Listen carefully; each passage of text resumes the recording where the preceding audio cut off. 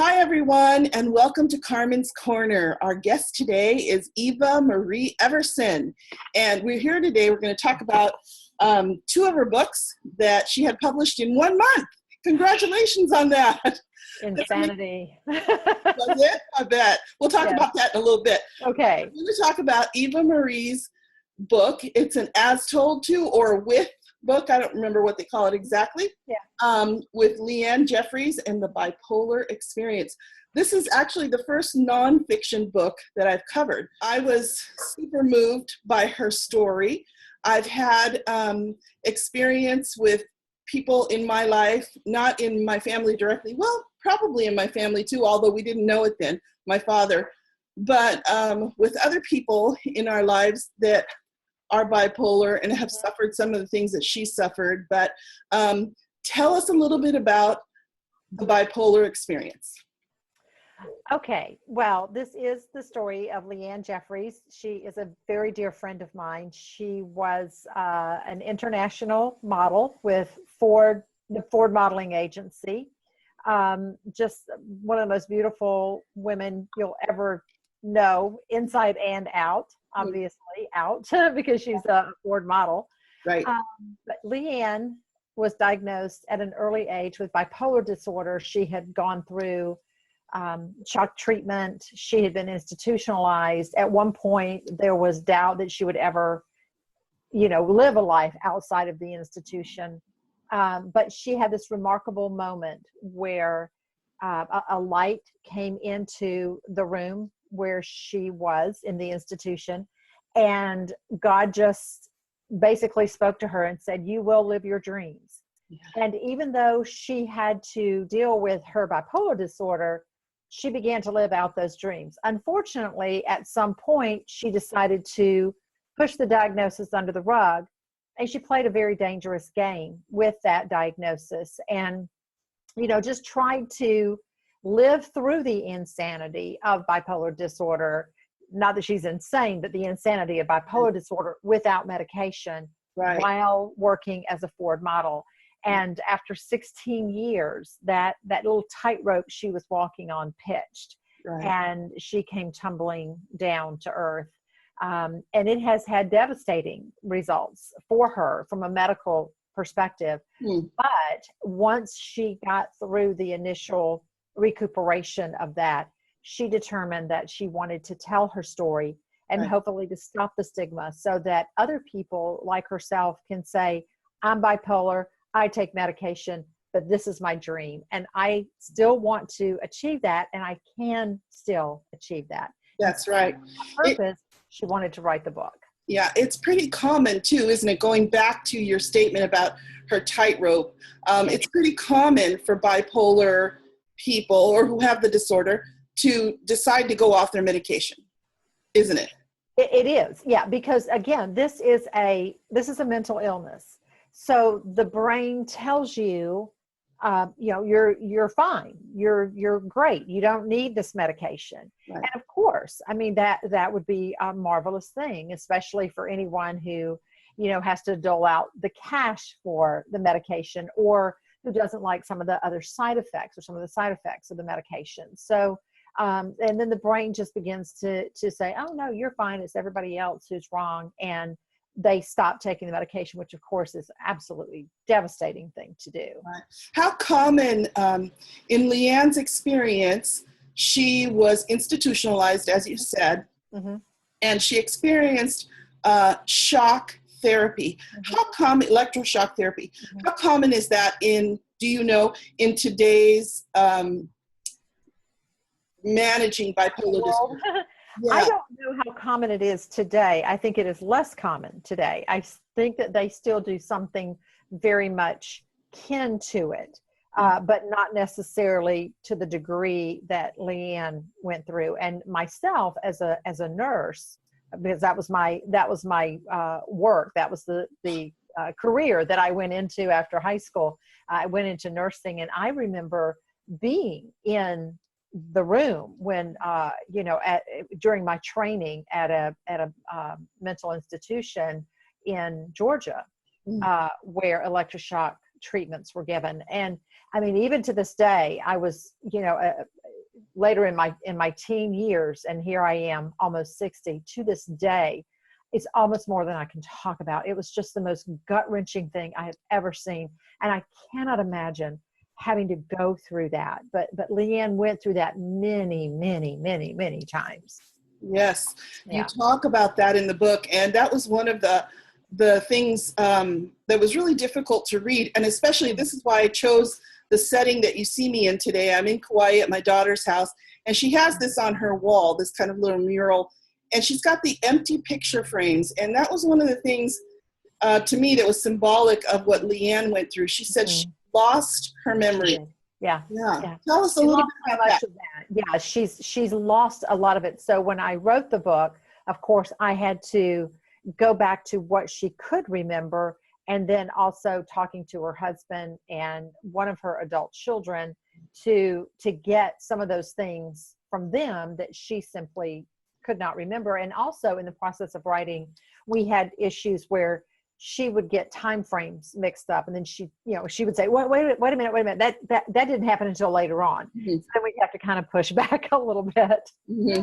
Yeah, I noticed that I think it's in the introduction, you give us the forewarning, like, this book is not written sequentially. No. And I actually really enjoyed the way you did it with the one particular time frame and then the other, and they would kind of go back and forth, and it was kind of fun to follow that and to see her past story and then more closer to her present story that she was telling. So because that's the way she was telling it, and initially there was a little bit of frustration on my part that, okay, can't we just start at the beginning and work our way through? But then I realized that this is the way her brain works. Yes. And so, you know what? You need to embrace that, because for the bipolar, it's up and down, up and down, up and down. Right. And it's also back in time, forward in time, back in time, forward in time. So in order to totally relate to a bipolar, you have to understand that. But I think that the way we wrote it and the way we laid it out, even though it's not, chronological as far as time is concerned, it's so understandable, because you see how she links different memories together, and she's able then to just pull her story through. Right. So you mentioned that you interviewed Kenneth, her husband, and also an adult child, and it was Christy. And Christy's chapter to me was so poignant, because coming from an alcoholic parent home, I recognized some of those codependent symptoms. You're worried about what the house is going to look like, or who's going to be at home, and all of these things. So tell us a little bit about what Christy's life is like today, and her relationship with her mother, and that kind of thing. Okay. Well, it's great. They're very close. Christy is a successful businesswoman. She's the mother of a now 18-year-old. Her daughter just turned 18 this past week. She's great. I mean, she's just an awesome human being. I love being around Christy. And I loved her honesty when I interviewed her. Her honesty about the some of her own obsessions now, and she was and I'm sure that goes back to mom. I'm sure that goes back to mom. But her saying that it never occurred to her that her mother was bipolar. Mm-hmm. This was just mom. Mm-hmm. And I think some of the funniest moments in the book are found in Christy's chapter. She talks about her mom driving the car into the people's living room, and her mom, going with her and her friends to concerts and things like that. I think there's absolutely wonderful stories that she tells. But like you said, then there is that heartbreak of rushing home to make sure everything is okay at the house. And then looking back and realizing that, okay, what was normal for us wasn't or isn't normal for most families. But then again, what is normal? Who knows? Right. I have a friend who says, normal is what's normal for you. Right, exactly. So, you said that you've been friends with LeeAnn for a long time. Just tell us a little bit about how you guys met. And I know she wanted to write the book. How did you get connected with the project? Well, I met her at a writers' conference. I was on faculty, and Okay. she was a conferee, and a lot of the faculty there who have known me for a lot of years, knew that I had gone through a recent heartache Mm. with a family member who had been diagnosed with bipolar Oh. disorder.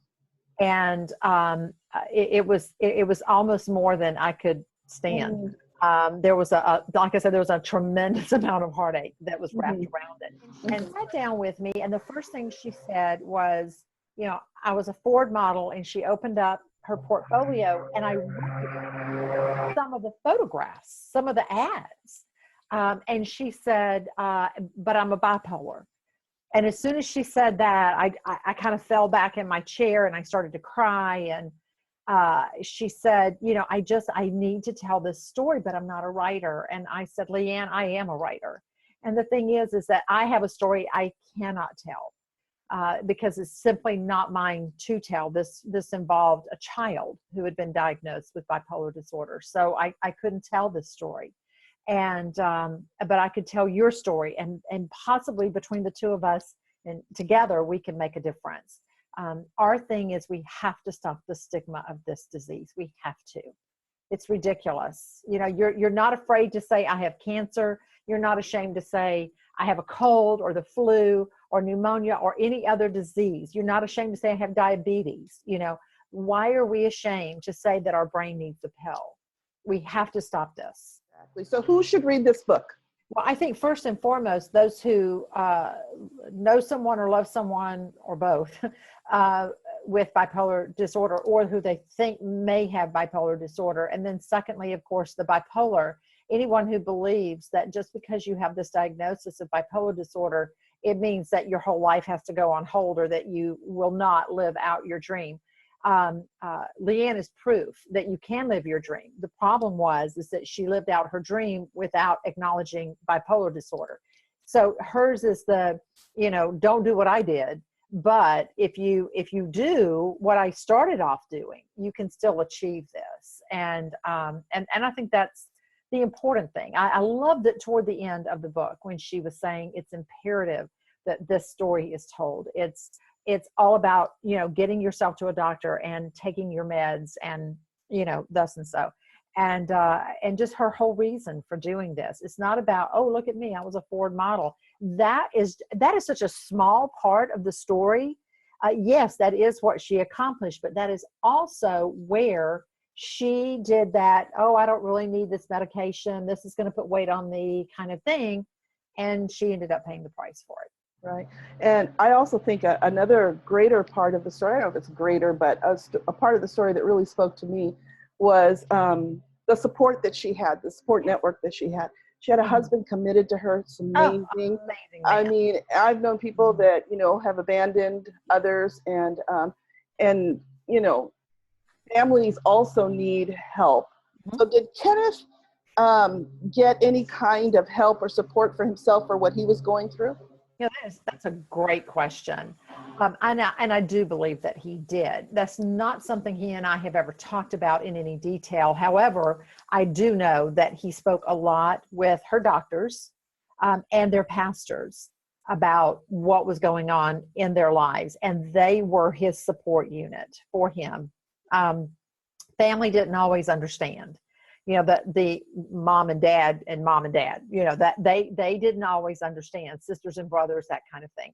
But you see that in the story where, you know, the pastor was the one who came to Kenneth and said, you know, we've heard rumors of some things going on. And this was when LeeAnn's initial symptoms were emerging, and her behavior was very erratic and very dangerous. And we know that this is not who LeeAnn is. Something is wrong. Here's a doctor that I want you to go and talk with. And the doctor took one look at her and had her in the hospital within just a matter of an hour, I think. Yeah, and that pastor is a jewel, because he didn't force Kenneth to do anything. He just said, hey, let us help, and here's some help I can offer, and let's go. The other thing I like about judgment. That's right. No judgment. The other thing I thought about Kenneth when I was reading the book is I thought, this is a man who first loved Jesus. Yes. Committed to God. He was committed to the Lord. And then he was committed to the vows and his wife. And I mean, he really did. And I think without him, because she says it over and over again, oh, I just wanted to get back to Kenneth and the kids. And Yes. I think without him, she might not have done so well. Oh, absolutely. She would not have done so well. Yeah. He is a rock. And I don't know if you noticed in the endorsements, Kay Author endorsed the book, and Kay made mention of Kenneth being such an example of Christ the bridegroom.